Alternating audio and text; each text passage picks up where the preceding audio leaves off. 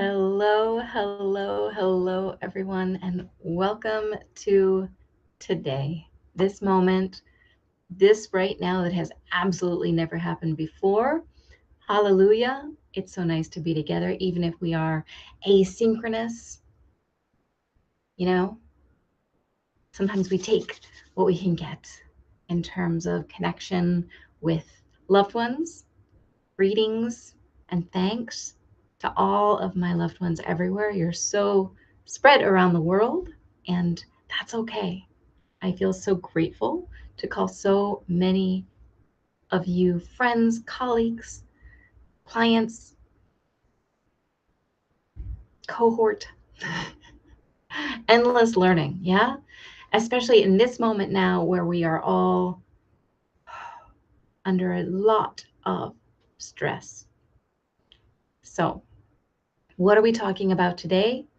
How to ask for help. This is a little bit of a follow up to one of my other recent videos where I talked about um, what to do to help take care of yourself amidst chaos. And some of the feedback I got from that was, well, yes, asking for help sounds all well and good, and yet it's really hard for me. So to kick it off, I'd love to ask for your help. Can you see me? Can you hear me? If you can let me know, that would be fantastic. Because broadcasting is funny. And so, um, thank you for being here with me as I do my best, because it's one of the things that I'm exploring doing perhaps poorly in order to get better at doing, right? Because we get to practice walking before we run. And before that walking, we maybe crawl. Or as my mom of blessed memory would say, I schlumped about me. That was her reflection on how I would get from place to place. I went from not crawling to schlumping. And I think from there I made it to crawling. So, shall we schlumpf? Um, I am talking with you today about how to ask for help as a follow up to a recent video that I did. And I want to try something new. I'm going to play some music. I don't know if we'll be able to hear it well or not. If you're watching, you can let me know, and I'll go back and check the replay too. But it's really nice. I like it a lot. I think you'll like it too. Ah.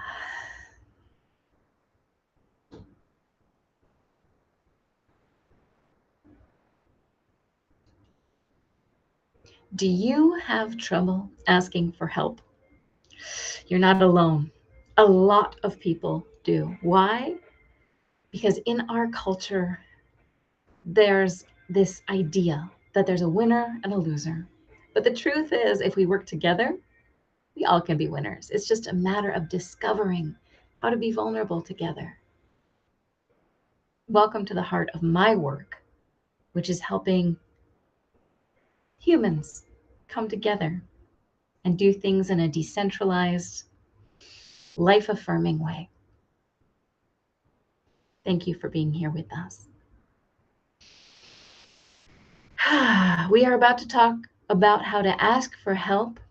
Before that, if we haven't met before, my name is Marna. I've helped hundreds of individuals in tech, STEM, and other high pressure careers overcome burnout. I'll have you know that one of those high pressure careers, by the way, is motherhood. So that they can get back to enjoying a better quality of life, even if they've already tried self help books, podcasts, and therapy. Even if you've tried it all, I might have something to say. So thank you for tuning in. So, where we are in the space of conversation in the world right now is stress abounds, right? Stress just simply abounds. And So much so that I created a title slide to emphasize that point. Stress abounds. What does that mean? People are remarkably stressed out. The supply chain is remarkably stressed out. Economics as such is remarkably stressed out.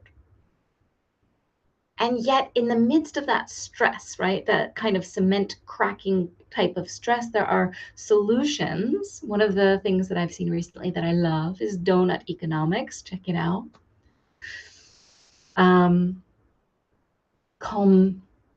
Calm companies. Check it out. Companies that recognize the value of their people and are investing into their well-being. I'm in conversations with several small companies at this point that maybe can't yet consider their own wellness coordinator position, right? They don't have the budget, they don't have the staff, whatever.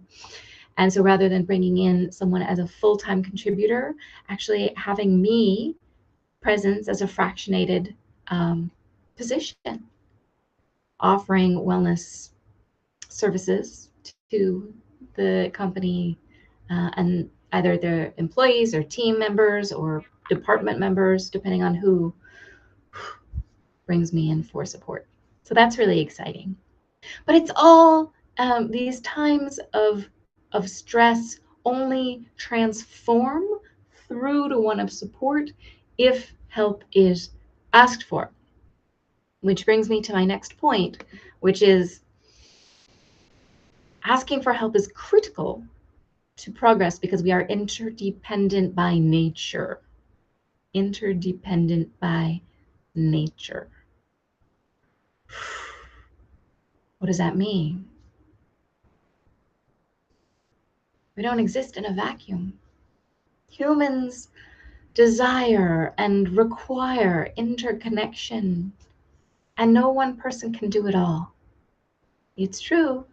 And even a nuclear family has trouble doing it all, right? And so what do we do? What can we do that's a little bit different? Another solution I've seen in this realm has been in Scotland doing the 20-minute districts, 20-minute districts, and measuring their success by can a person, upon leaving the front doorway of their house, get to whatever they need to get to over the course of a normal day within about 20 minutes, either walking or biking,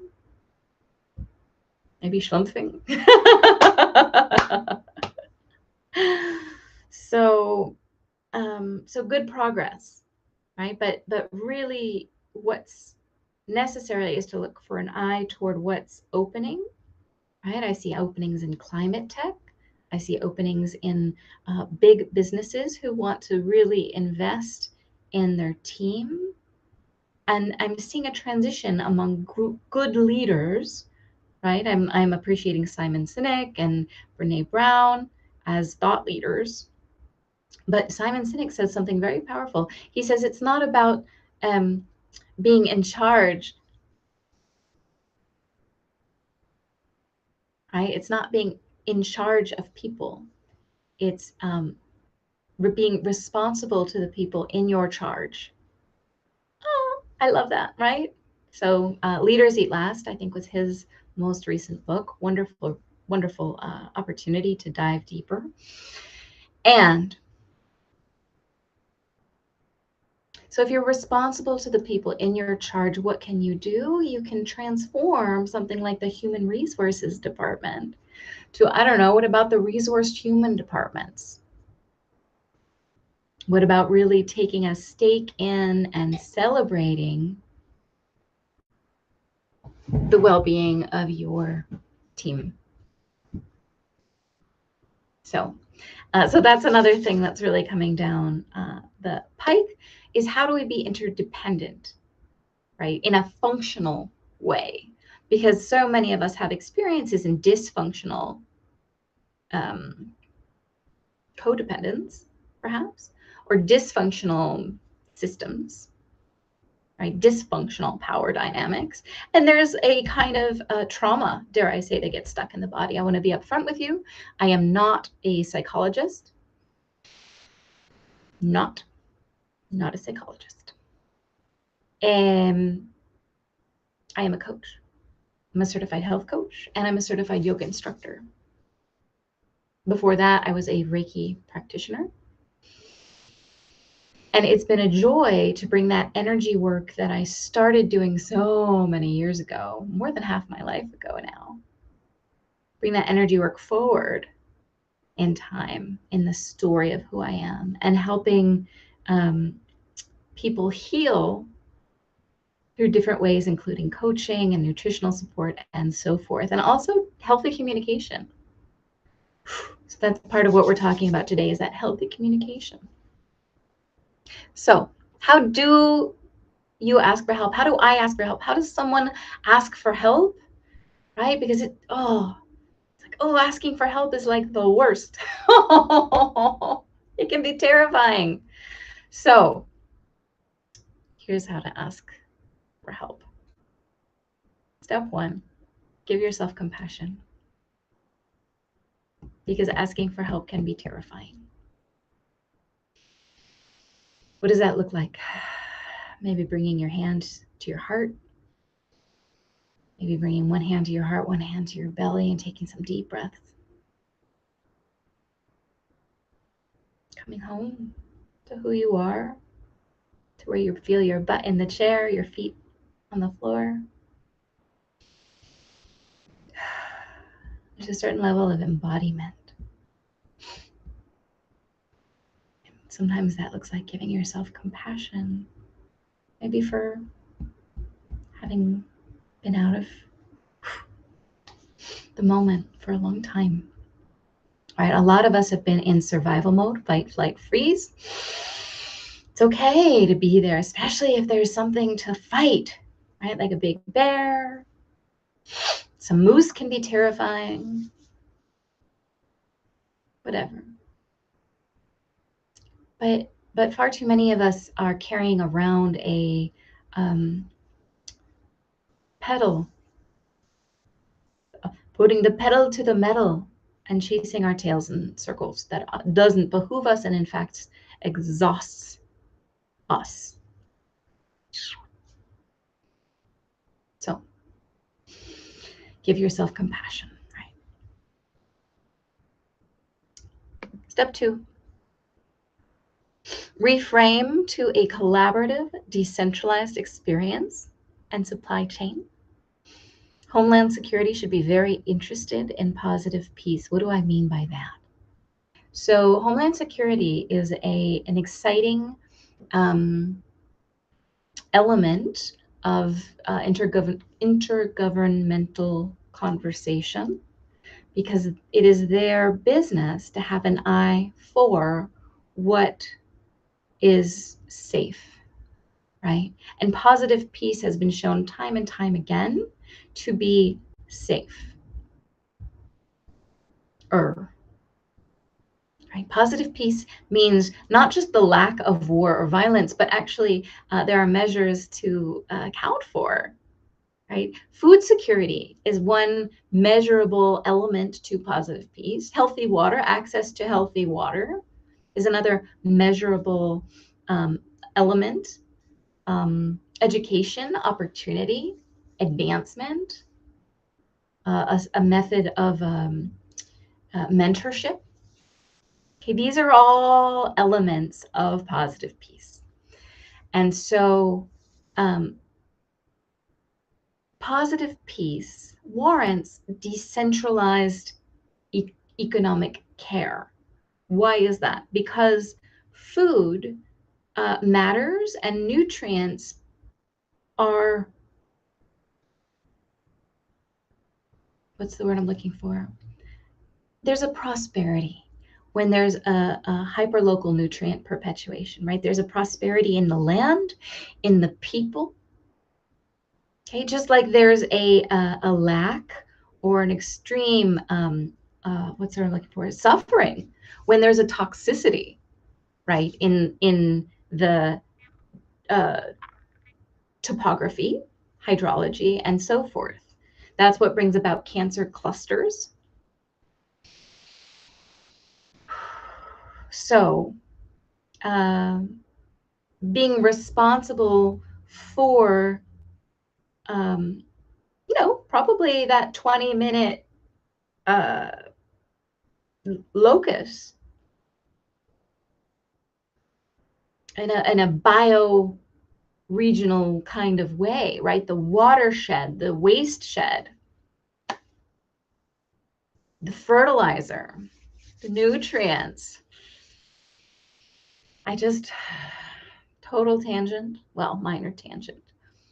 I'd love to see the waste stream shifted to a hyperlocal nutrient perpetuation that doesn't involve drinking water, bringing our body fluids or body waste to far, far away, for which we then have to buy back the nutrients for our gardens with things like fertilizers and so forth. I could go on and on. Anyway, ask me about chickens sometime. Anyway, here we are. So, the supply chain, honoring supply chain, honoring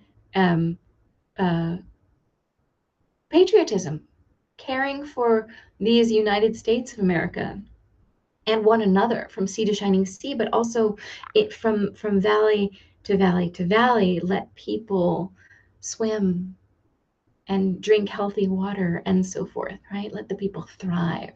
Life, liberty, and the pursuit of happiness means well-being that's inherent when health is supported. Okay. Step 3, ask and offer.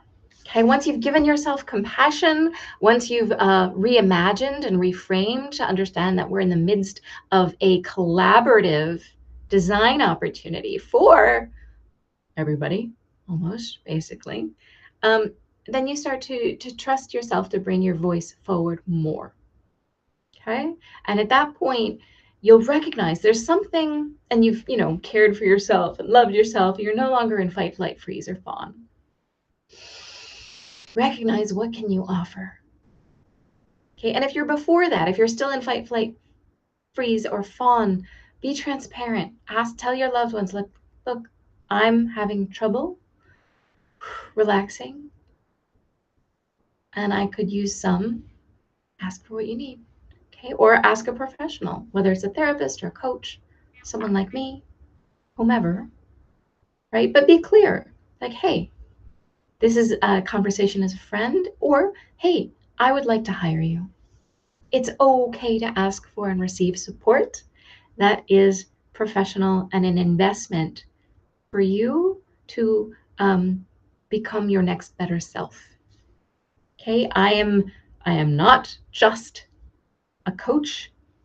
I am also a client. I believe in the power of coaching. That is part of why I do it. And that's part of what I continue to grow with and receive. So identify, what can you ask for that someone else you might not know. Like, hey, will you just talk to me for 5 minutes and listen to whatever I say and be there for me? Like, sure. Just practice asking and be open to hearing no. Because the more you can trust someone to say no, the more you can trust their yes. So take that to heart too. Ask and offer. What can you share? What can you ask for? How do you receive? How do you give? So I also am excited to carry through the other conversation we're having, is a neighborhood by neighborhood or district by district. Like, what can you ask for? What can you receive? How do you build neighborhood coalitions? I used to live in Silicon Valley, where I had the very great privilege of going to people's homes and companies. Some really big homes out there for people who are really, some of them accidental leaders in different spaces, and yet they're doing their best. And then other, leaders who have worked hard to upskill in their craft. Lots of different kinds of leaders.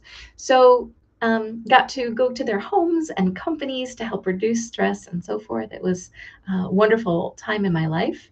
that I got to really hone I call it sharpening my swords, right?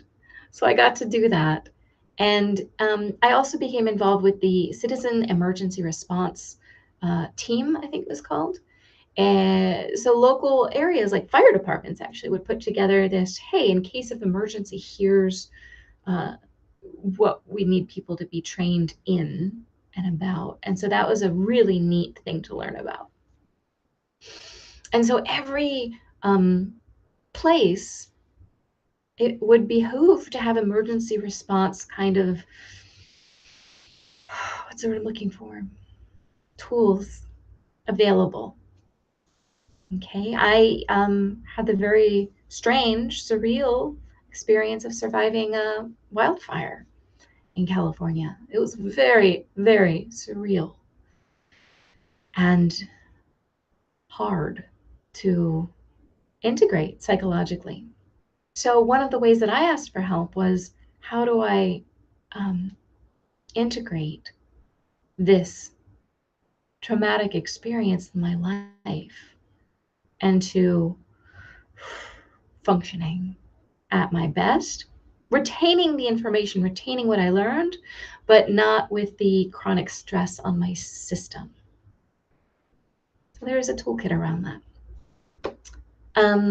So if there's someone that you do want to hire professionally, be transparent, be vulnerable, ask for help, say, I'd like to hire you. Can we talk about that? If there's someone that you want to ask for help from interpersonally, practice that too. And share with them, what you love about them that has you inspired and feeling safe enough to ask for their help.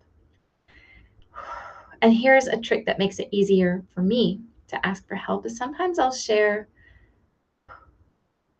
hey, I really feel nervous asking you for this help because I'm scared that, and then you fill in. I'm scared that you'll lose trust in me. I'm scared that I'll lose trust in me. I'm scared that you're gonna run away screaming. And then they're like, okay, whoa, I hear you that you're scared. And then you share the thing and they're like, that's usually, I mean, you never know, but they're like, oh, that's all? Yeah. Whatever your expertise level is in asking for help, I encourage you to practice and use this method, use this formula if you want, of asking for help and sharing an offer of some kind, or sharing an offer of some kind, or asking for help. It's kind of like jazz, right? Discover it for yourself and see what works. Make sense? Oh, okay. Step 4. Practice gratitude for what you have and everything that comes to you. Okay, it might feel like a really scary time, but do you have food to eat? Right? Given that this video is on the interwebs, means you probably at least have access to a phone or a computer. High likelihood that you're also eating food, but maybe not. It's possible. Okay, there are so many church programs and districts and opportunities to ask for food if food is what you need, right? There's Maslow's hierarchy. There's Maslow's, what's it called? Ladder, right? Or pyramid, right? And on the bottom, there's survival, food, water, shelter. Now, the interesting thing is, just because it looks like you have access to healthy food and water, you may not. Right? There are plenty of well-to-do people who are being accidentally poisoned by the water management systems that they are part and privy to, or in their home as old lead pipes are leaking. Right? There's monochlorines in the water, which leaches lead from different pipes. We go into this crisis every 12 years or so. A different city is like, oh my God, monochlorines in the water ate my lead pipes, and now there's lead poisoning everywhere. Ah! This happened in DC, this happened in Newark, and this happened in Flint. Minimum, in like sectors of like 12 years apart-ish. I'm a little bit making it up, but it's a trend. So what do we have to do to make sure every place has its systems for water figured out such that everyone who can is thriving.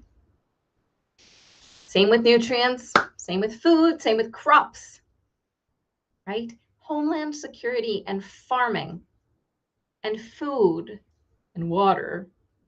Welcome to the new conversations, right? These are important. And so what do we do? Starts with practicing gratitude for what you have and everything that comes to you. So I hope that that is helpful. I've said this before, but I'll share it again.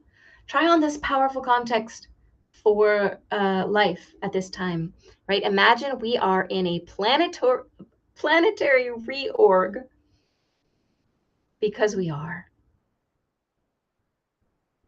Okay? There are positive trends, but the truth is everything is changing and transforming. And how do we take care of all the people? For example, how do we have a just transition for the people, the oil and gas moguls who are still want to feed their family as they transition to a regenerative energy sector, right? Being proud of the oil fields, perhaps, right? The families that came from the oil fields and where wealth was given by that petroleum. You can be grateful for that. And you can look toward a different kind of tomorrow that I know for me includes less driving. I hope. Because every time we drive, it's not just the gas or the electric, right? Electric is not the be all end all. It's not the silver bullet we were hoping it was. Electric still means procuring lithium or whatever variation out of the ground, usually, constructing things, pulling metals out of the ground from where they were to a car or a computer or what have you. And so,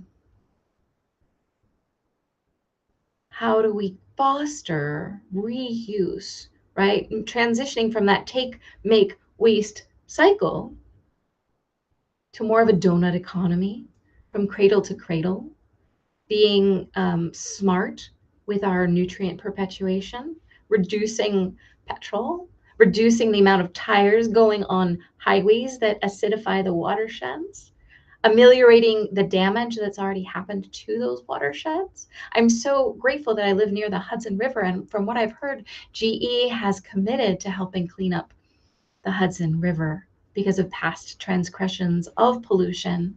Now, the brilliant minds at GE applying themselves to solving this crisis, this dilemma, this quandary. That's exciting to me. So, powerful context. Wherever you are in your self-development, team development, and so forth, do you want help with this? Okay, one of the things that I'm also doing more of right now is as people find each other and want to generate new possibilities together, right, as new organizations, new missions, new projects, helping cultivate a strong, dynamic governance kind of listening and co-creative opportunity among the participants there. So that is one place that I can help contribute to your conversations. Also, on the level of individual and group coaching, I'm here to help support you and your team and your erg and your org and your home and your heart to the future that you yearn for. So send me a message if you can't find or figure out how or where to send me a message, or you just want to find out more about me. Feel free to go to www.marnaschwartz.com. It's my webpage, talks about a lot of stuff, some nice testimonials there, some celebrations from current and previous clients, graduates of my programs who are happy about the work that we've done. If you want to send me a message there, there is a contact page, and just let me know in the message, what are you thinking about, right? How can I help? And if this has been helpful for you, please, would you consider sharing it? If you enjoyed this and want to tune in again in the future, go ahead and hit subscribe or the bell or whatever variety of thing that says, yeah, I want to find out more. Or, hit me up on my webpage and let me know that as well. It's so good to be here together, because together we create the world we want to see. And I want to try one more experiment. Bum, bum, bum.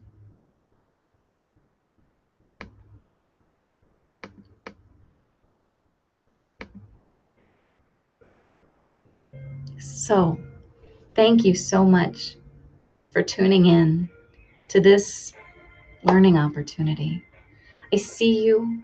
I acknowledge you for your courage and your self-trust that has you wanting more, something different, a life with more peace, more joy, more connection, better communication, and the kind of self-trust that allows you to move forward in your life. My name is Marna, and it's a pleasure and an honor to be with you. See you real soon.